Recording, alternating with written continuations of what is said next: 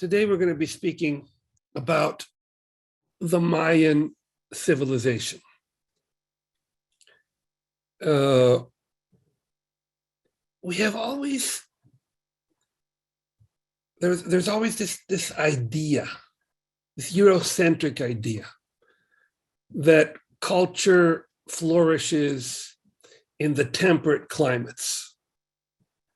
So that we've learned growing, knowing that, in the temperate climates is where culture flourishes, and in the jungles, we have this stereotypical view of backwardness. We see these depictions of very primitive tribes. We see the series like Tarzan, or even documentaries that show us the beauty of the jungles, but that somehow makes us feel that is like almost like virginal land, and that the people that inhabit the jungle tend to be very uncivilized, so to speak. And so I am very, very moved by the fact that just by their existence, the Mayan people, the Mayan civilization, one of the most advanced civilizations in the world, a civilization comparable to the Greek or to the Egyptian, exists not only in the heart of the jungle, but that it is intimately linked to this jungle.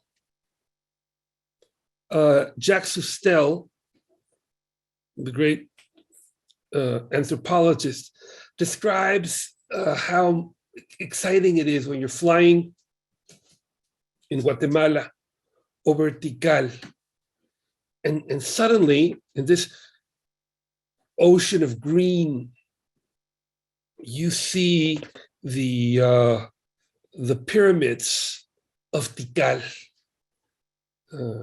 emerging like a cry of civilization by human beings that lived there thousands of years ago. So now that we are facing the whole challenge of examining our relationship to nature and questioning the very development that we have done, and how this development is making the planet react in manners that are becoming an existential threat to humanity.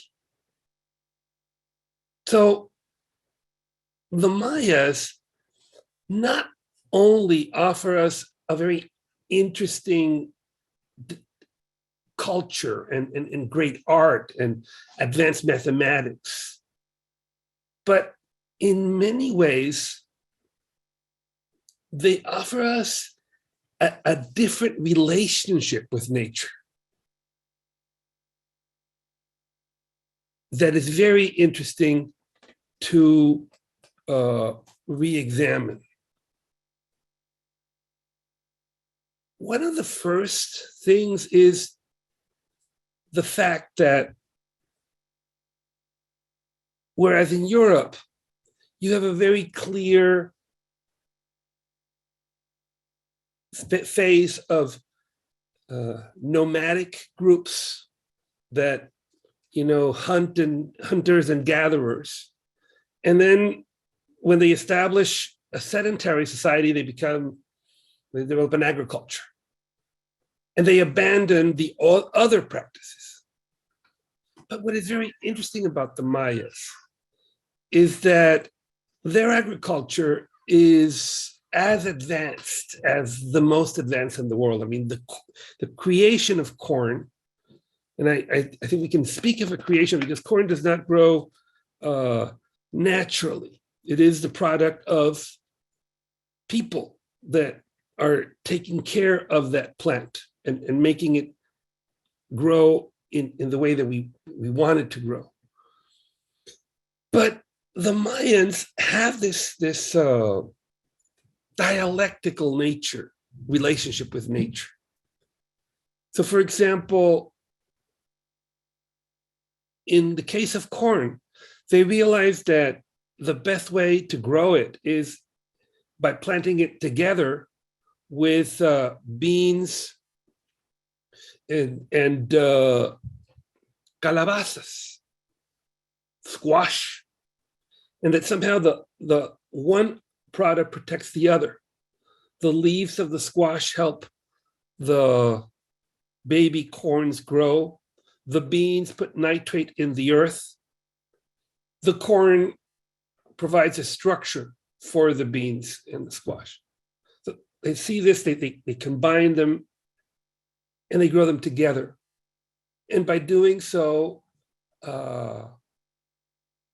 prolong the life of the earth. So this constant observation and not the arbitrary imposition of human will over nature, but the dialogue with nature is very important. You have systems of growing products that are still admired today. For example, in the hills, this what they call terrace that prevents the erosion of the land. Or in areas that are swamps, the creation of these chinampas or floating gardens, especially in the center of Mexico.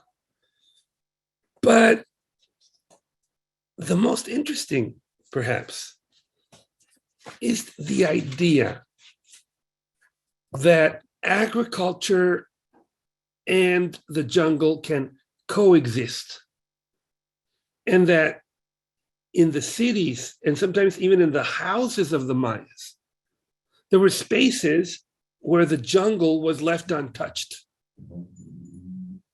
So jungle was observed. And this connection and trial allowed the Mayas to find products that would have been absolutely impossible to discover otherwise. Products like, say, like rubber that comes from a tree. Had they done the European slash and burn and cut everything and just plant one, we've never been able to find it. But it's this coexistence of agriculture and natural terrain and leaving the jungle and learning from the jungle and observing phenomenons like I was saying, the gum or the rubber, the plants, the observation of certain insects and roots. There is always this relationship with nature that is not only bending it to our will, but having a dialogue that enriches us from its observation. The society of the Mayas were certainly a hierarchical society. You had a royalty and a priesthood. But in addition to the standardized levels of authority, you have a great richness within the society of different works, the people that dedicated themselves to trade, that dressed in a certain way, those that were in charge of education. And we have different figurines that show us this enormous diversity within the Mayan society. And physically, their appearance was completely different from what we know today. They had an aesthetic vision that implied even modifying the skull. They believed that it was much more beautiful if you could, produce a straight line of the nose. So they used, when the children were young, they put pieces of wood so that their head would develop in a different way. Then they had wonderful feathers from birds so they had these enormous headdresses that could be several feet. They implanted jewels in the teeth. They were also among the first to develop cotton and bright colors from this cotton.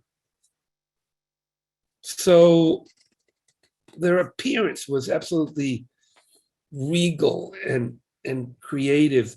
The headdresses, the use of color, the use of jewels, even the sandals were elegant and specifically designed for the different trades that existed within that society.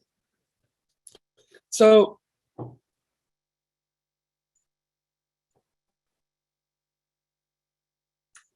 the culture also had mechanisms to prevent the rulers to become despotic. The higher levels of that society, the kings or queens, were expected to do practices of self-sacrifice that were much greater than what the ordinary Mayan. Sometimes they passed threads through their tongues or their sexual organs, as we can see in this sculpture. So they had a self-sacrifice in a very painful way. And the warriors were expected to rule by example. And we also, and the priests, the priests that not only had a connection with the spiritual world, but they were also expected to provide knowledge and advice that helped the practical efforts of the Mayans. Advice in terms of the farming and the crops and what and their knowledge of the calendar and their seasons. All these were expected from the priesthood. We know that the Mayans had a sophisticated writing system. And unfortunately, almost nothing of the writing, they were among the first to discover paper. And they were able to create thousands of books. But sadly, a lot of these books were destroyed. Only 4 survived. Now, fortunately, they also wrote on stone, but why would all of the Mayan books be destroyed by the Catholic Church? Well, it has to do with the Catholic Church. The Catholic Church was totally against the idea of zero because it negated the overpresence of God that was omnipresent. So when they realized that the Mayans were using zero in their calculations, they considered these books heretical. And sadly, one of the men, the Spaniards who knew most about the Mayas, Diego de Landa, who had spent 10 years learning Mayan, studying Mayan, was also brutal in his practices of conversion, of destroying the Mayan books, of converting the Mayas by force to Christianity, so much so that he was denounced and sent back to Spain by the conquistadores. And in Spain, he was tried and jailed. And during his period in jail, he would come up with a great book of everything that he had learned. And for many years, the Mayan writing was not fully understood. But interestingly, in World War II, in the Library of Dresden, there was one of these surviving books of the Mayans, a copy of the Dresden Codex. And then there was also the book of Diego de Landa. And so at the end of World War II, the Allies were just bombing Germany to rubble. And especially cities like Munich, like Dresden, almost, you know. And there was this Russian soldier that was also an archaeologist, and he had been studying Egyptian hieroglyphics. His name was Judy Norosov. And so he was able to rescue a box from the Dresden Library and take it back to Moscow, where he studied it. At the time, the prevailing thinking was that Mayan writing was ideographic. And at the time, the leading expert, Mr. Thompson, a British, was completely against hearing any other possibilities. But this Russian scholar came up with the idea that the Mayan alphabet was phonetic. Of course, at the time, Thompson criticized the Russian, and nothing happened to it. But then there was another generation of American Mayanists, headed by the wonderful Linda Sheely and others. And so Sheely came back to the theories of Norosov and found that the Mayan writing had both characteristics. It was phonetic and it was ideographic. So this breakthrough allowed scholars like George Stewart and his son to finally crack the Mayan code. Unfortunately, as I said before, most of the books that were on paper were burned, but we could still look at the writings in these big rocks in the main cities of the Mayans. The mathematics that, as I said before, had the notational zero. This is something that the Romans didn't have, the Greeks didn't have. It was a 20-based number.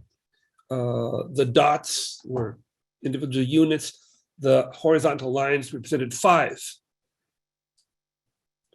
And another element that was very much developed by the Mayans is their calendar.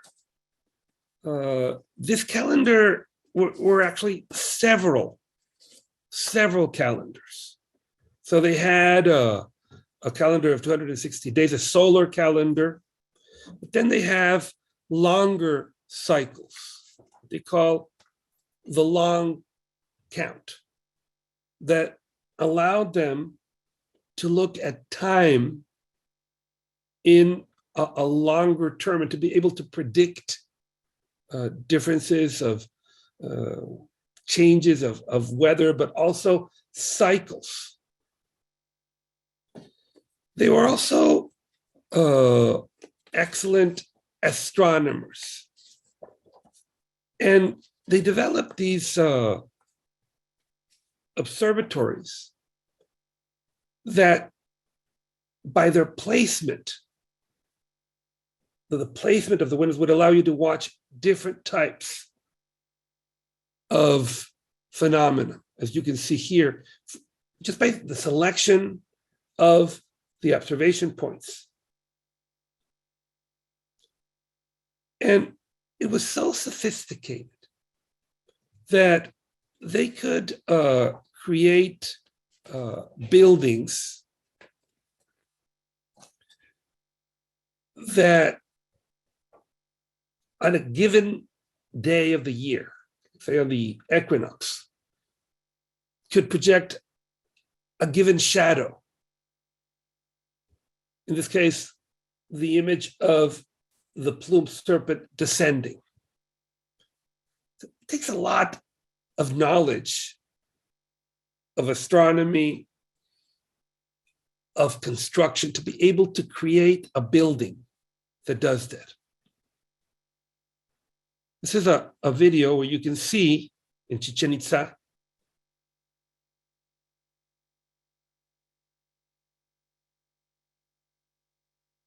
how, we do it again.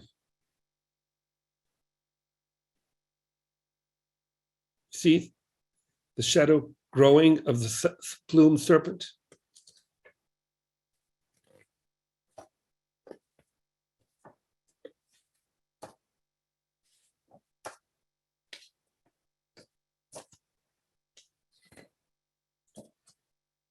Art was prevalent in every part of the Mayan life. They had music that recreated the sound of nature. You have a small example if you look at those rain sticks that produce the sound of the rain. Imagine they had all these basically wind instruments and percussive instruments. But they could recreate the sounds of birds, the sound of leaves, of movements. It's like if you were to put nature in motion. They were also excellent painters of murals. And in Bonampak, one of the images they create is precisely a scene of musicians. I have never seen a mural on music as powerful as this one. You see all the different types of instruments, there are trumpets, there are natural sounds, there are drums. Truly extraordinary. The mural also shows other aspects of Mayan life, the conquest, the sacrifice of the defeated. But the aesthetic of the Mayans was not limited only to architecture and murals and great social constructions. You can even see it in everyday objects, like these knives, the masks, the jewelry, work in jade. And of course, one of the most important are the pottery. The quality of this is such that they are truly incomparable. And we have found that in the Mayan world, some of these vases were actually signed. In other words, the idea of a grand master also existed in the Mayan world. Now, through digital photography, we can move the image of the vases and see them as small paintings.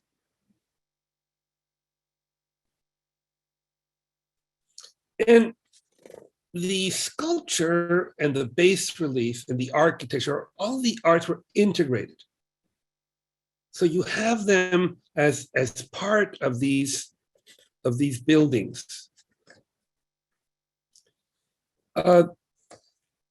In the architecture, you also find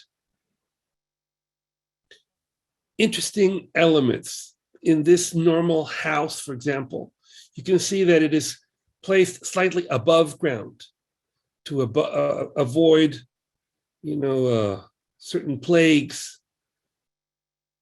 But they also created what we call the Mayan arch that allowed them to carry a lot of weight and gave them a lot of freedom to experiment with different forms of buildings.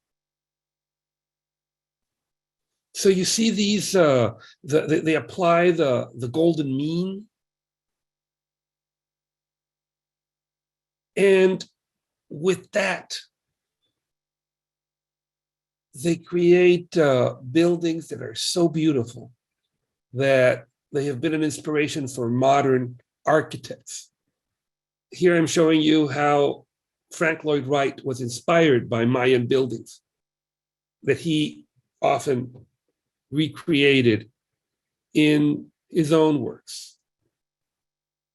So in the Mayan architecture, you have several levels of appreciation.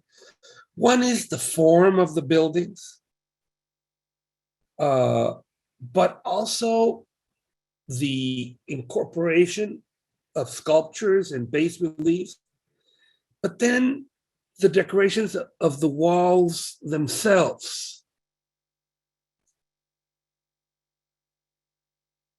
The skin of the building, so to speak, that is truly magnificent. And every Mayan site, and not only Mayan, but most of the Mesoamerican, has a very important place for the ball game. The ball, made of rubber, is an example of this creativity that occurs when you listen to nature. So instead of just cutting all the trees and you observe the trees, it would have been impossible in a European style of agriculture to have ever discovered rubber. But this patient observation of the trees allowed them to find a material that is flexible and that can even bounce. I find it very, very touching to think that all the ball games in the world result because of this discovery. This ball that has, of course, a ritual meaning. The ball game symbolizes many things, but this material that it was done could not have been of wood or of stone, but this new material that bounced, that people could hit. And in the ball game of Mesoamerica, you were not supposed to use your hands, only your hips. And here you see how they came up with the rubber.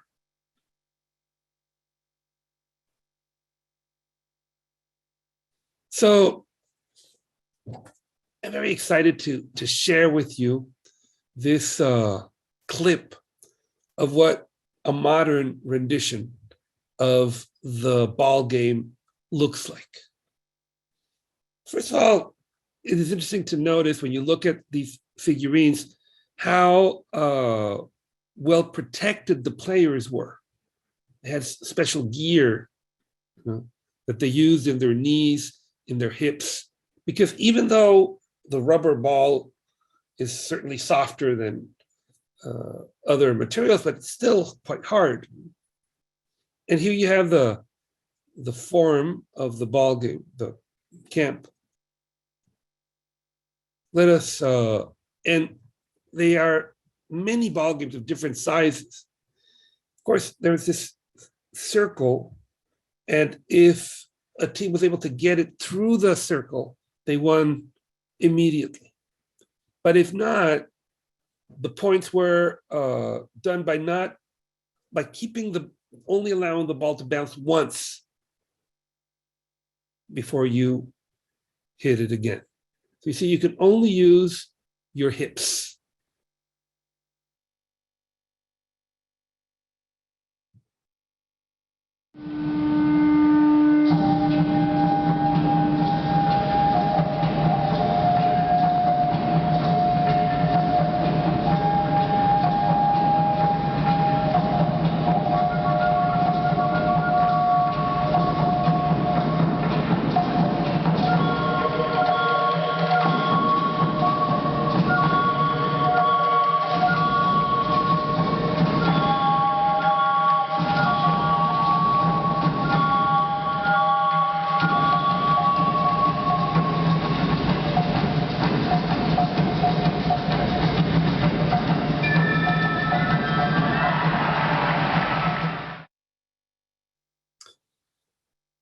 Now, the Mayan world is not limited to one city or one area. It's a vast culture that includes what today are different countries, from Mexico's Quintana Roo and Yucatan and Chiapas to Belize, Guatemala, and Honduras. It has always been difficult to travel to the Mayan world. I mean, you can go easily to Chichen Itza, but to try to see the whole Mayan world is complicated. One of the efforts of the current president of Mexico is the creation of a train he calls the Mayan train. And the idea is that this train will take you through the Mayan world. Of course, this will only include Mexico.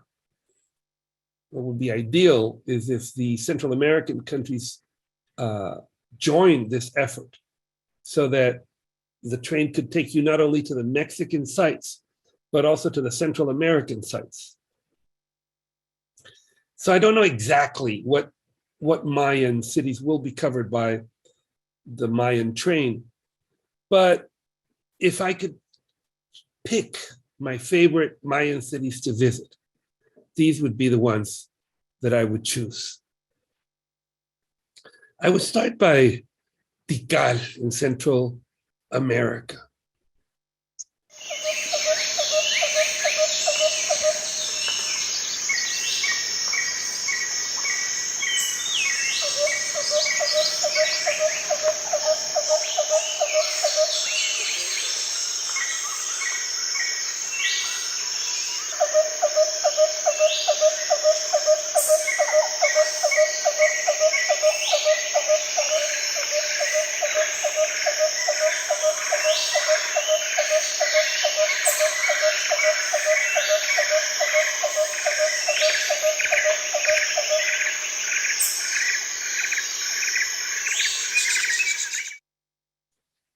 Tikal is characterized by the tall vertical buildings that it has.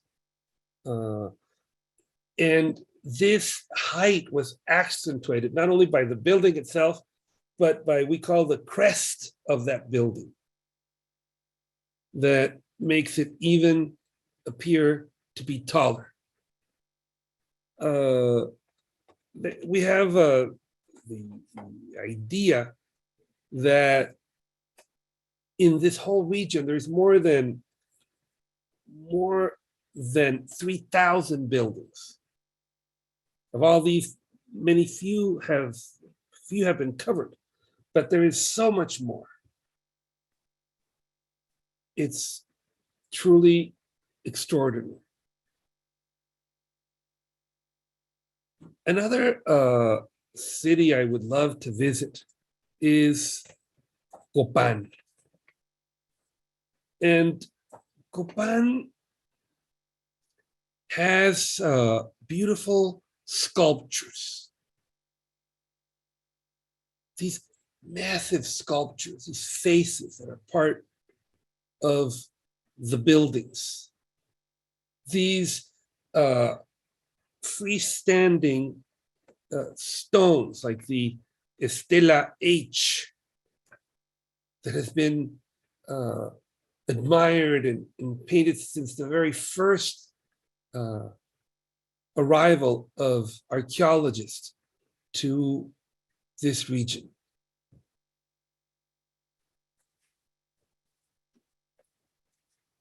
Concerning the beauty of the architecture, probably Uxmal has some of the most beautiful buildings. These are the temple of the wizard, el Templo del Adivino, that has a certain roundness about it that makes it so unique, so beautiful. You also have the nunnery. All of these are names that were not Mayan names, but given later to it. And the extraordinary palace of the governor, this very horizontal building that has inspired architects for generations.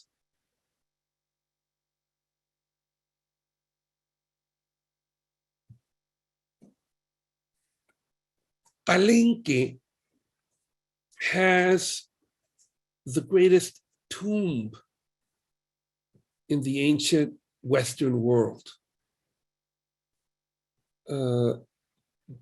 This tomb was discovered by a Mexican anthropologist that spent several years, Alberto Ruz, in 1952, digging into this pyramid. And he realized that, like the Egyptians, the pyramid itself was a tomb.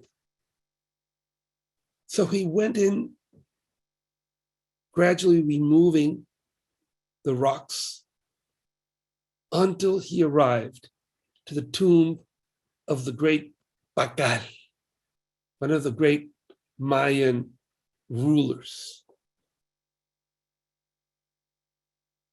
And when he came to the base of that pyramid, he found this gigantic slab of stone that weighed several tons. And that underneath was the tomb. And I'm going to share with you, very proud of this video, the film that Ruth did when he was discovering this tomb.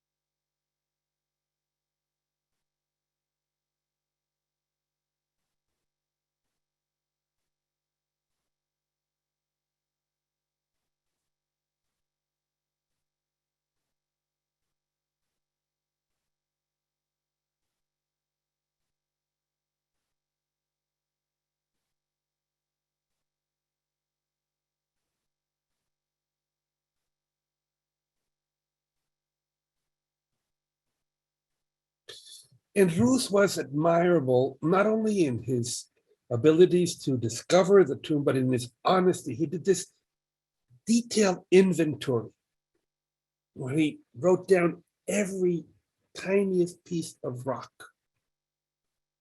So everything that existed there, by having this kind of detailed description, has been conserved.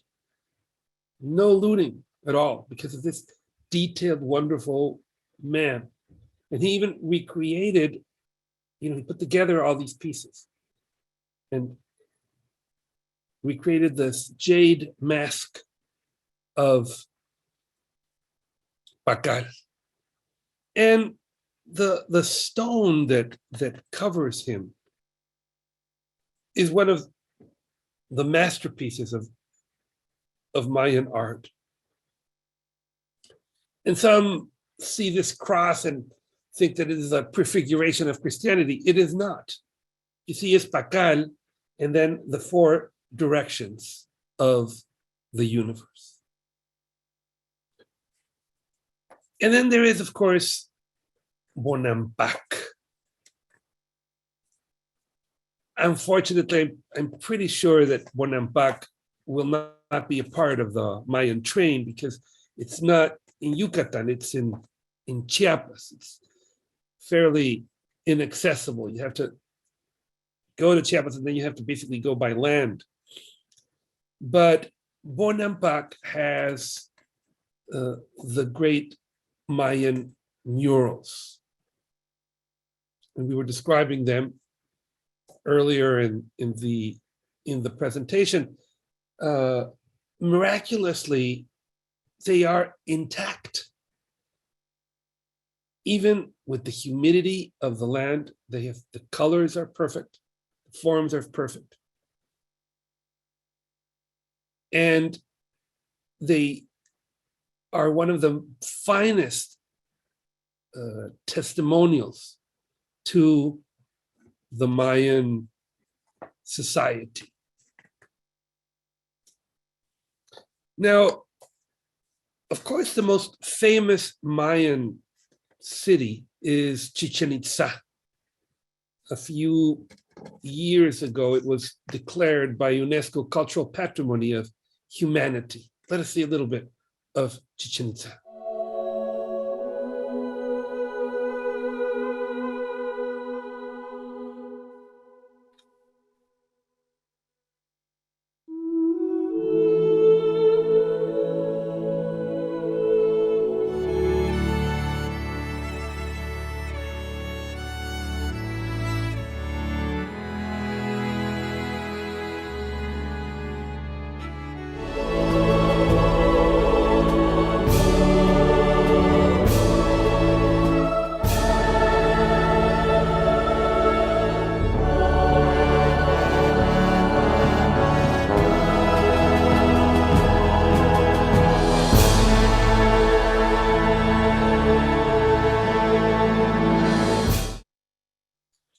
Chichen Itza is extraordinary. And everything has a meaning. The way that the building is oriented that permits the formation of the plumed serpent descending. But even the stairways, there's 4 stairways, each one has 91 steps, plus a structure for the 365 days of the year. It's got 52 niches. And in Chichen Itza, we see not only the Mayan culture, but also some influences of central Mexico. The image of Quetzalcoatl, the feathered serpent, that becomes Kukulkan for the Mayans, but that is an influence of central Mexico. There's also this great observatory. Here you see the feathered serpent. The chacmoles that are also an influence. We see these in the Toltec city culture in cities like Tula, the Atlantis, and the Chacmole. So Chichen Itza is like a synthesis of Mesoamerican culture and contributions. It is a fairly arid region.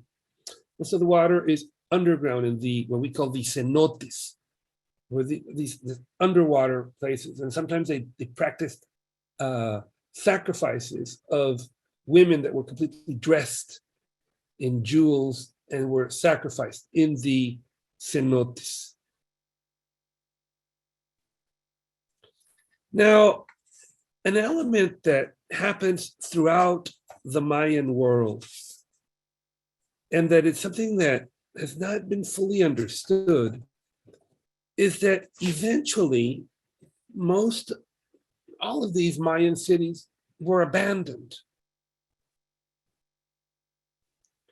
Why were they abandoned? And there's many different theories. Some speculate that it was because the societies became militaristic, and others argue that there were climate changes. But maybe the reason that they are abandoned has to do with the long count and the calendars and the idea of change. But it is interesting to note that when Hernán Cortés went to that region, he didn't recognize a lot of these great Mayan cities because by then they had been completely covered by land. But if the Mayan cities were abandoned, it does not mean that the Mayas themselves disappeared, because there are some who say, "Oh, the Mayans that left, where did they go?" Well, no, the Mayans are still there. I mean, some of these cities they created have a time of glory, and then they're abandoned, and then they do other cities. But the Mayans were still in that region. So after conquering Mexico, and we're going to talk about this next week, even the execution of the last Aztec emperor was done in Mayan territories. But this is what Hernán Cortés found.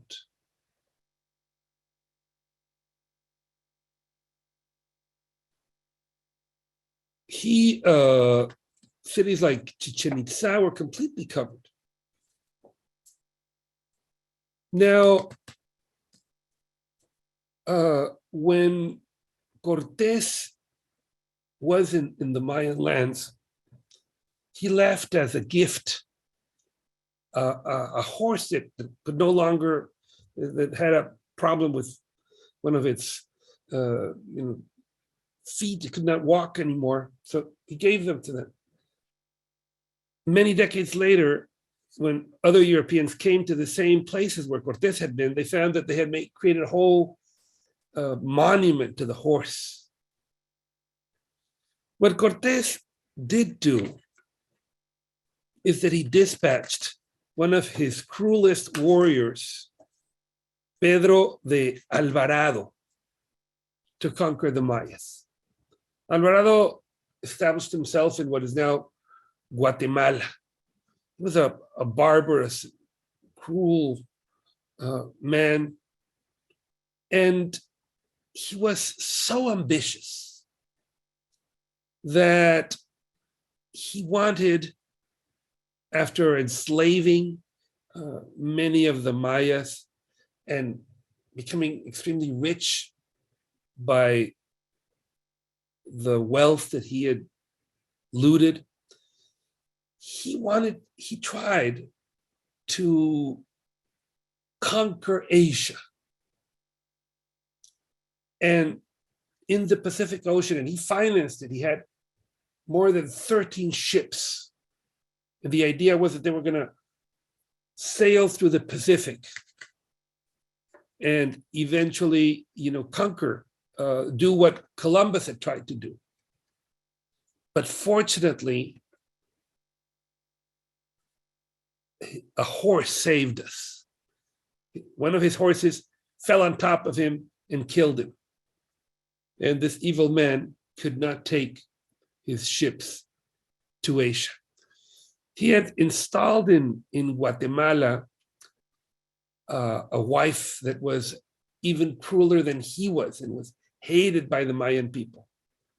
But again, a volcano erupted and took away Alvarado's widow as well.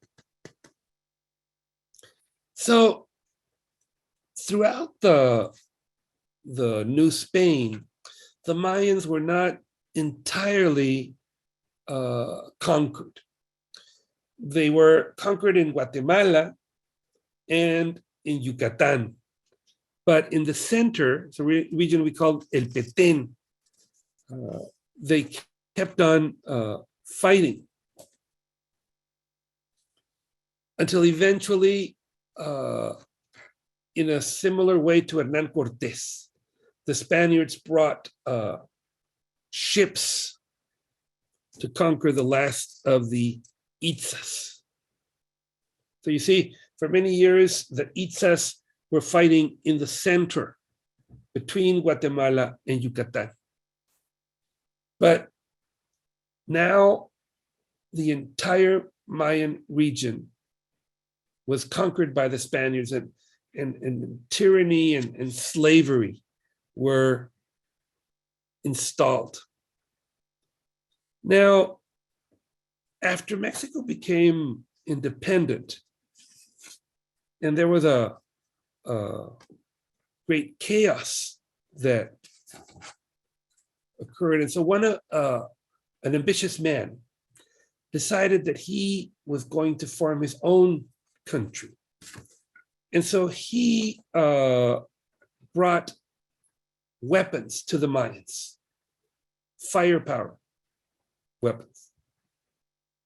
And the Brits continued to supply the Mayans with new fire powder. So the Mayans could continue fighting well into the regime of Porfirio Díaz. So in spite of the tortures, in spite of the punishment, the Mayans continued to struggle and were not entirely defeated.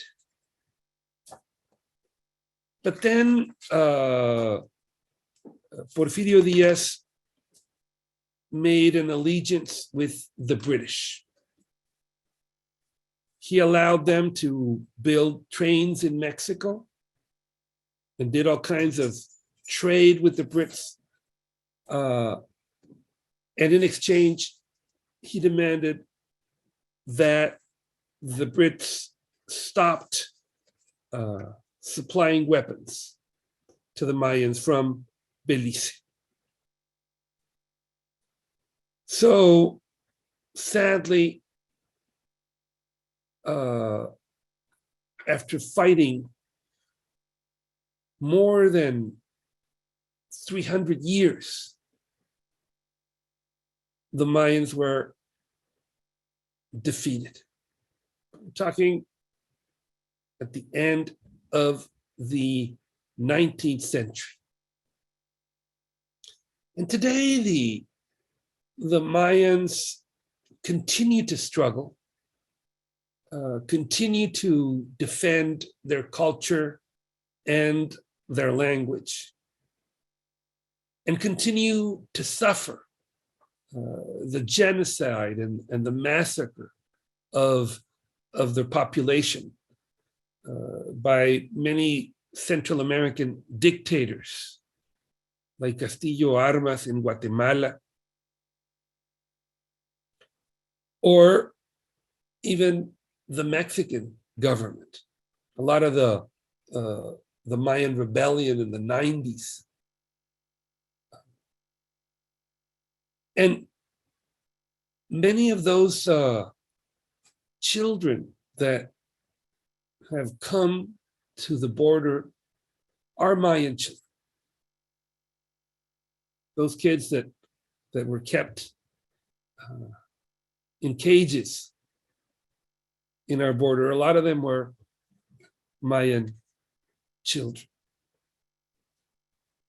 So I would like to conclude this presentation by sharing with you an example of my friend, the late Mexican artist Raúl Anguiano. Raúl Anguiano was part of the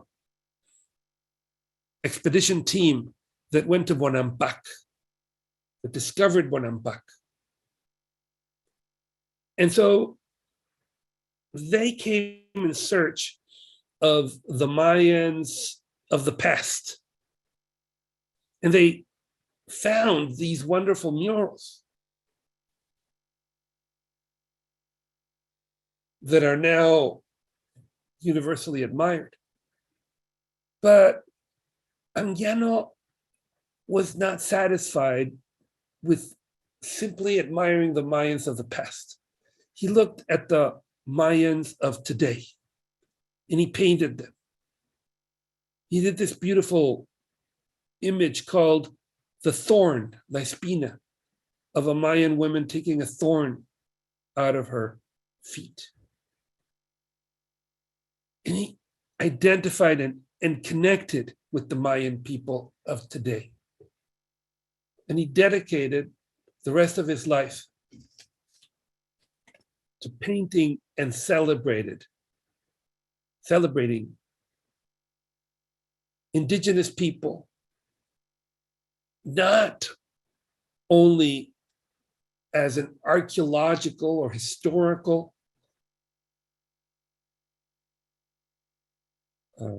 contribution, but also as our contemporaries, humans beings today, the Mayan of today.